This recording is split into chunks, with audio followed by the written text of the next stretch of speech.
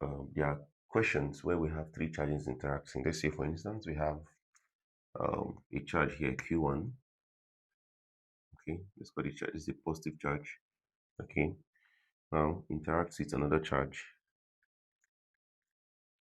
Okay, this is Q1, interacts on that charge, Q2 was a negative charge. Then interacting to another charge again, Q3 is still negative again. So we have negative, positive, and negative. Now we have the distance between them. Okay, you have to take note of the distance between the charges. Okay, this is the distance between the charges. So let's call this charge here Q1. Let's call this charge here Q2. And let's call this charge here Q3. All right. Now, what kind of question would I see here? Take note of the distance actually from here, from 1 to 2. Let's call it R from 1 to 2. Okay. Then let's call the distance from here to here R from 2 to 3, from charge 2 to charge 3. Then lastly, the distance from 1 to 3, we're going to call it distance R from 1 to 3. So before you start solving, you must know the distances, okay? The distance from each charge to one another, okay? Now, how do questions come here? They'll just tell you, they'll ask you, what is the net force experienced by Q1, okay? Experienced on Q1 by Q2 and Q3. That means what's the net force that it will be here when Q2 and Q3 interacts with Q1. Also, they could ask you what's the net force experience on Q2 by Q3 and Q1, and what is the net force experienced on Q3 by Q1 and Q2. One thing I want you to do is take note of the charge they said on, which charge, where the charge they used on. Okay, so if I say on Q1, what happens if I say on Q1? Now let's say I want to get the net force on Q1. So let's find net force on Q1. Okay, net force on Q1. What do I do? I just come down to Q1. Okay, come down to Q1. This is Q1 here. Now, between Q2 and Q1, okay, let's say Q2 on Q1, what happens? Because we have Q1 positive, Q2 negative. Remember, Q1 is going to attract to Q like charges. Remember, the one that is moving is the one they said on. So on Q1 is the one that's going to be moving, attracting or repelling. So since they said what's the net force experienced on Q1 by Q2 and Q3. So I'll start with between Q1 and Q3, what happens? It will be an attractive force. So there will be an attraction in this direction. Okay. This will now be the force of 2 on 1. Okay. This is an attractive force. Then again, what is the net force of net force between 1 and 3? You can see it is still positive and negative, which means there will be an attraction because they're unlike charges. Remember, unlike charges will attract. Okay, so is Q1 is still pushing towards this direction, so it's going to have something like this. Okay, F3 on 1. Now, what happens when both of them are moving in the same direction to the right? Since they're moving in the same direction to the right, what do I have?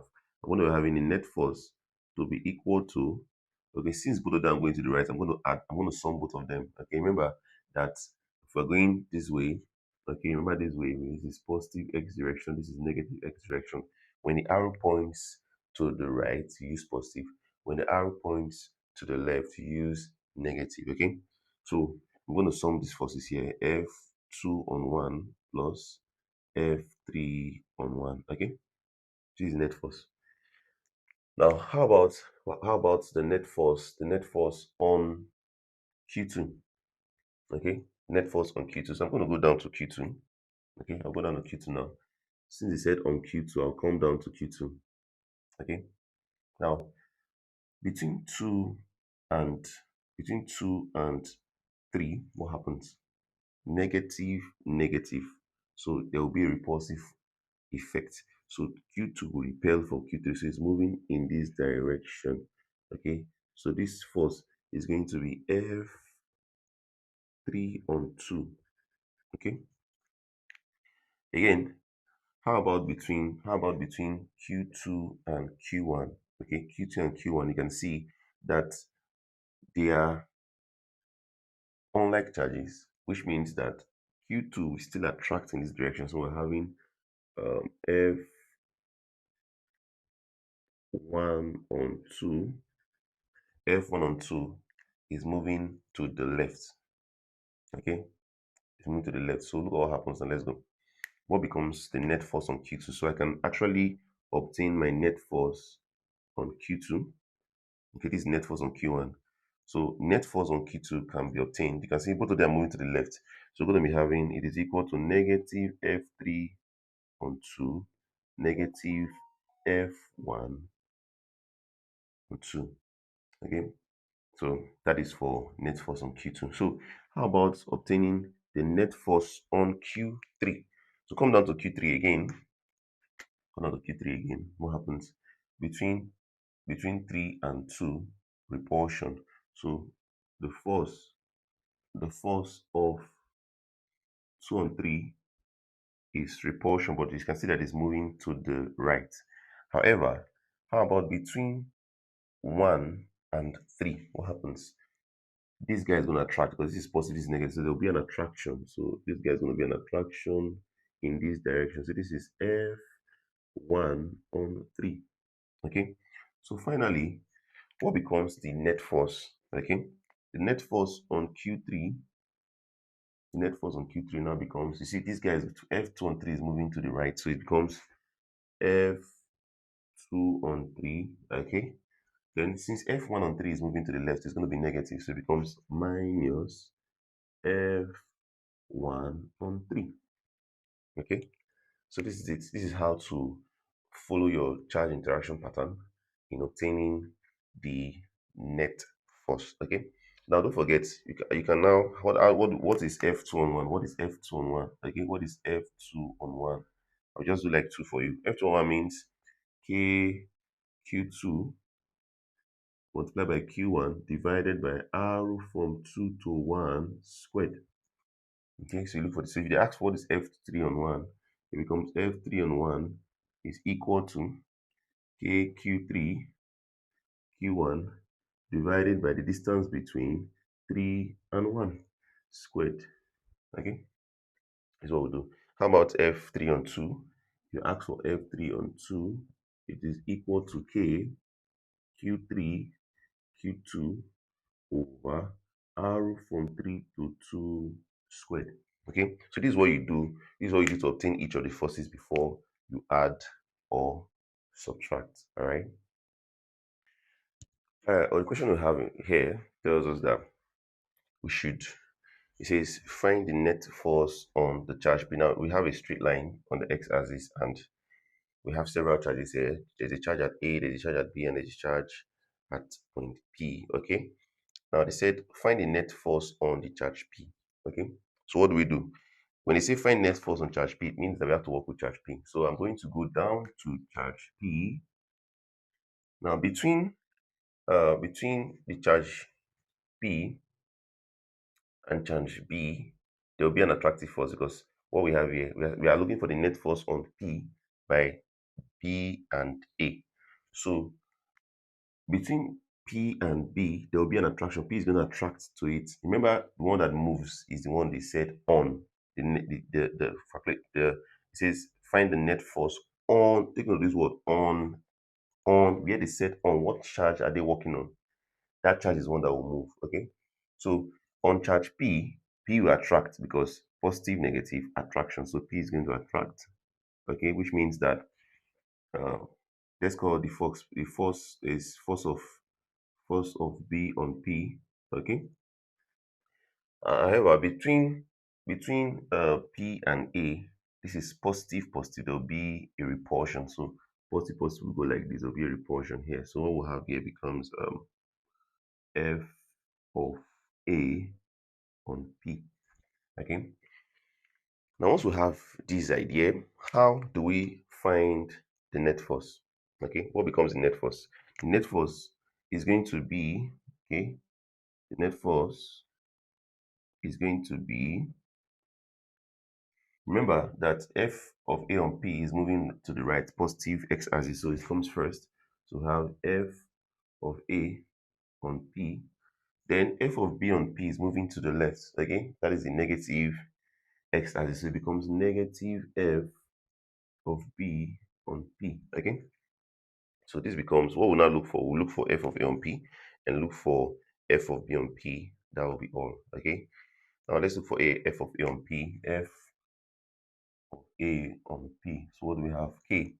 Formula becomes K, Q of A, Q at P divided by distance between A and P squared, okay?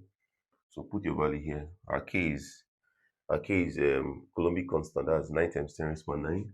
9 times 10 raised to power 9. Q at A is 2 times 10 raised to power negative 8. Q at P is 1 times 10 raised to power negative 8, okay? Divided by the distance between A and P, that's from here to here, that will be 10 cm. 10 cm, if I divide it by 100 to move down to meters, it becomes 0.1 meters. So we have 0.1 squared, okay? So what I want to have here, we're going to have this to this was this is 18, so we have 18 first. Then we have, this is, if you bring down the tens now, bring down this 10, we have minus 16. Okay, so we have minus 16, we have plus 9. Okay, minus 16 plus 9, that gives us minus 7. Okay, so we have 10 raised to the power negative 7 divided by, now this is like saying 0.1 squared. That is like saying 1 times 10 raised to the power minus 1. So it is 1 times 10 raised to the power minus 2 if I square it.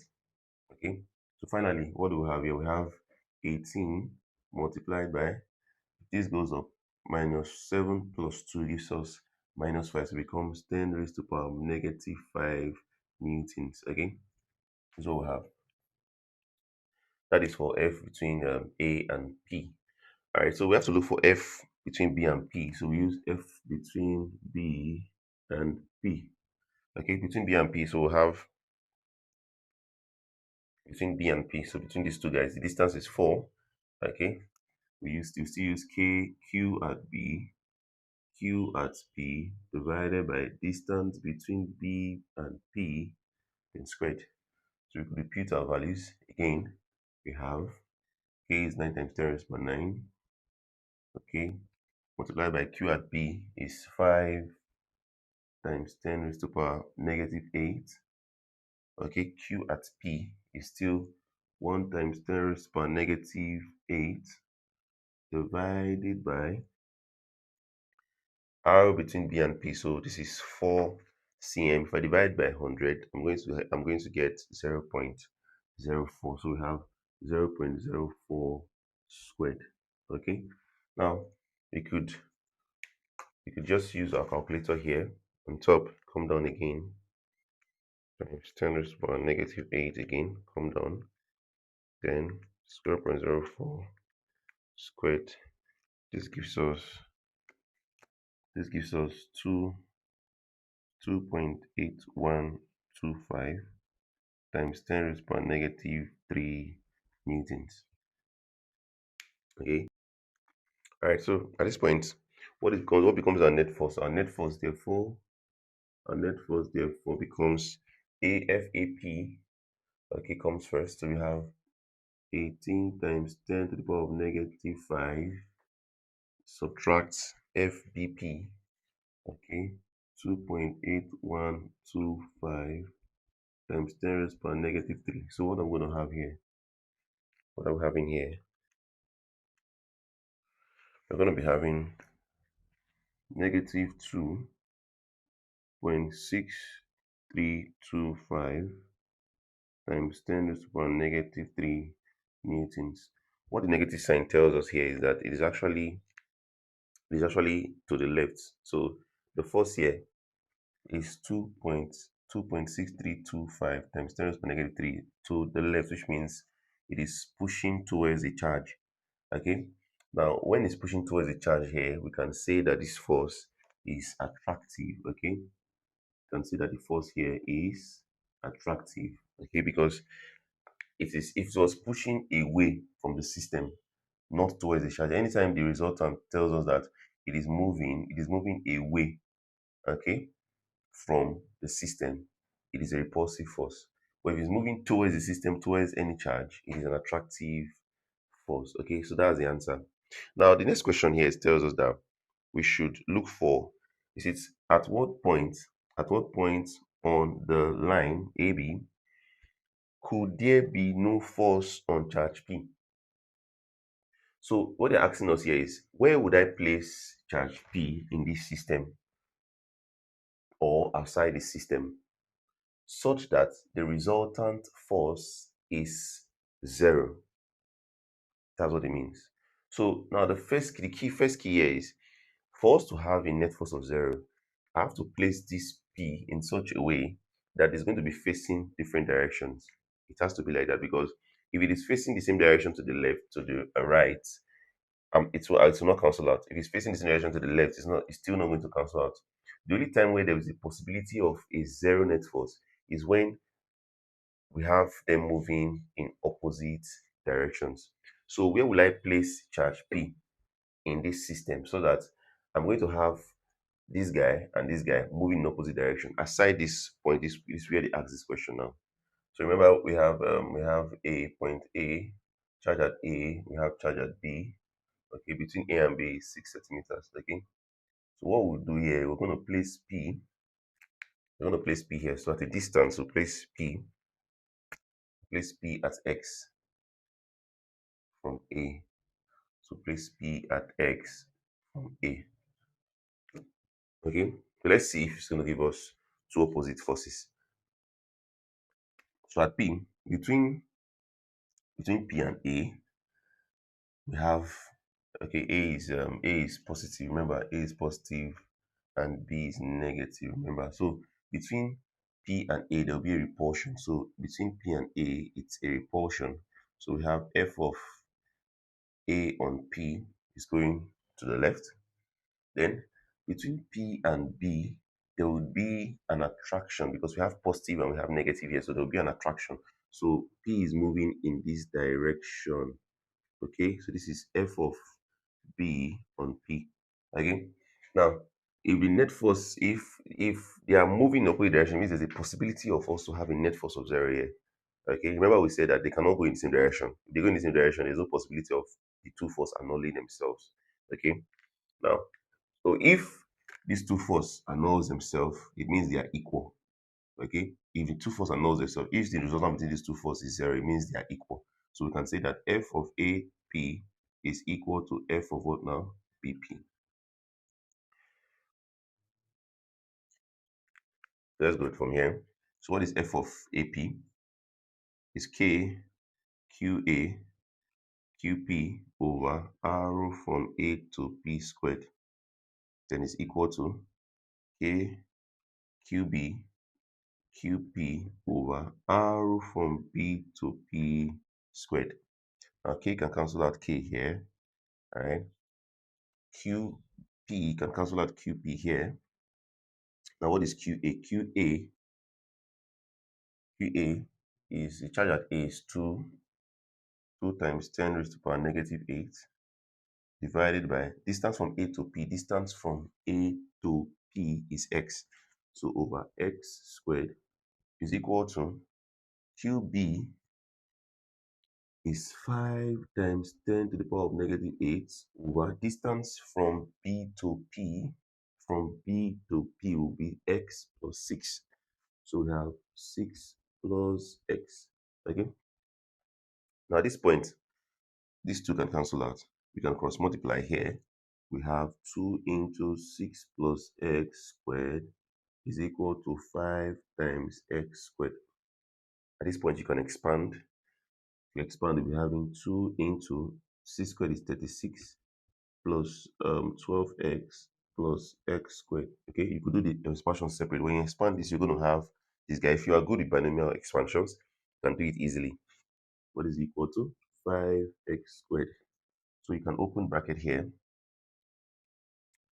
You have 72 here. You have 72 plus 24x plus 2x squared. Okay, being equal to 5x squared. All right. So at this point, take the next line here. We collect like terms here. We collect like terms here. We'll be having 5x squared minus 2x squared. Okay. Minus 24x minus 72 is equal to 0. So we have 3x squared minus 24x minus 72 is equal to 0. So we could just use our calculator to solve this question now. This is a quadratic equation. So let's do our calculator. We're going to be having the first one, x. We solve for x is going to be 10.32, okay, cm. And the second one, x is equal to negative 2.32 cm. Okay, and what it means is now since x is having a positive value here, the answer to the question, it means that x is 10 centimeters. Okay, 10 centimeters from charge A. Okay, that's the answer. So if I place the charge P at 10 centimeters from charge A, I'm going to have a possible zero net force.